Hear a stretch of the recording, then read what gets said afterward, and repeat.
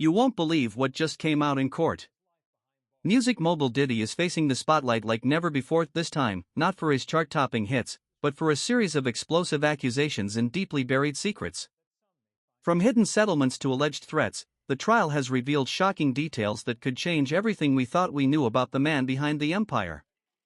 Buckle up, because what we're about to uncover may shake the entire music industry.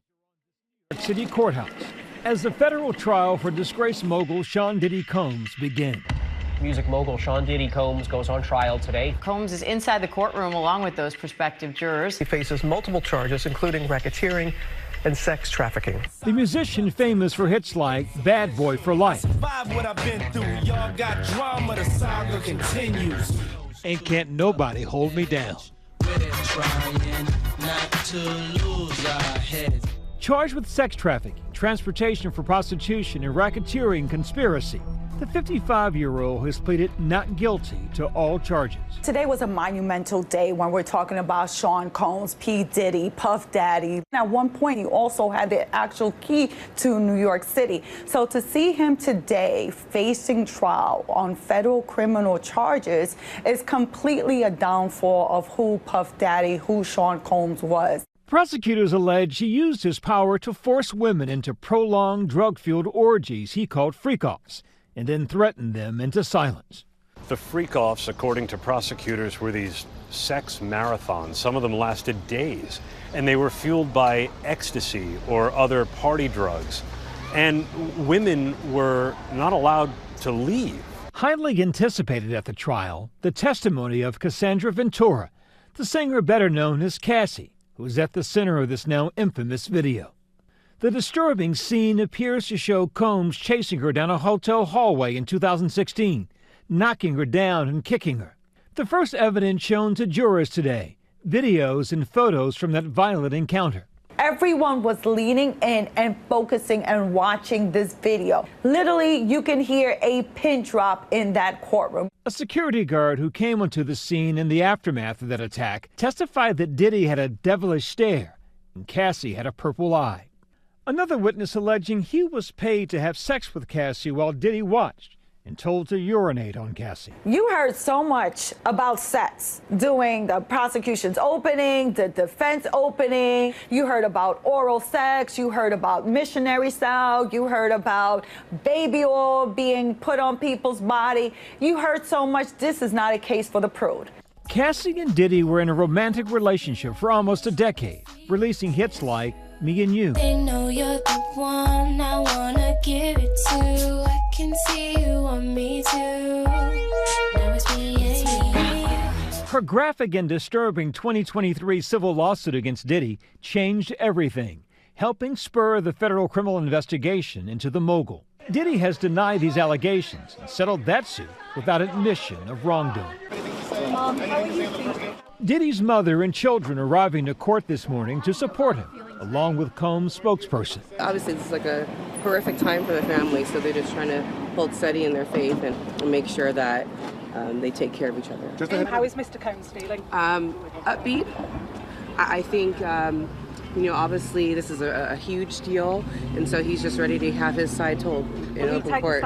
Inside the courtroom today, Diddy smiling and blowing kisses to his family. He's very observant as to what's going on in the courtroom, and he's taken part in his defense. Both sides delivered their opening statements, making their case. The all-female prosecution team saying that Combs used a trusted inner circle to commit crime after crime, including kidnapping, arson, and sex crimes. Prosecutor Emily Johnson saying, "This is Sean Combs. To the public, he was Puff Daddy or Diddy, a cultural icon, a businessman larger than life. But there was another side to him, a side that ran a criminal enterprise." The prosecution is alleging that it was his inner circle that enabled him to be able to engage in these acts, but also hide these acts from the public and for it to go on for so long. At least 3 alleged victims of Diddy are expected to testify, including Cassie, and a woman prosecutors are referring to as Jane. During opening arguments, prosecutors alleged that Diddy forced the women to participate in so-called freak-offs and instructed Cassie and Jane how to look, to dress in lingerie, wear tall platform high heels, and have manicured white nails. Diddy's defense arguing the sexual relationships were consensual and not coerced, saying the rapper lived a swingers lifestyle. The defense wants to say that these women are all adults. They're all consenting and willing participants in these freak-offs. Defense attorney Tani Garrigo saying in her opening statement, that may not be what you like to do in your bedroom, but you're not here to judge him for his sexual preferences. She later added, being a willing participant in your own sex life is not sex trafficking. That disturbing video was also part of the defense's opening arguments, plainly saying it was an instance of domestic violence. Garrigo saying, domestic violence is not sex trafficking. Had he been charged with domestic violence, had he been charged with assault, we would not be here right now. The defense said that Sean Combs may be a lot of things. He may have committed domestic violence, but those aren't the crimes the defense said that he's charged with. So in effect, the argument is he's a criminal, just not the kind of criminal they say he is. The first testimony of the trial taking jurors to Los Angeles, March 2016, in the hotel where that surveillance video was taken. The first witness, an LAPD officer who worked security at the hotel, he says he responded to a call for a woman in distress on the 6th floor. When he got to the floor, he noticed that there was glass on the floor, that the vase and the flowers were broken. The security guard described going back to Diddy's hotel room and standing in the doorway while Ventura grabbed her things. Inside, another man sitting at the corner of the bed.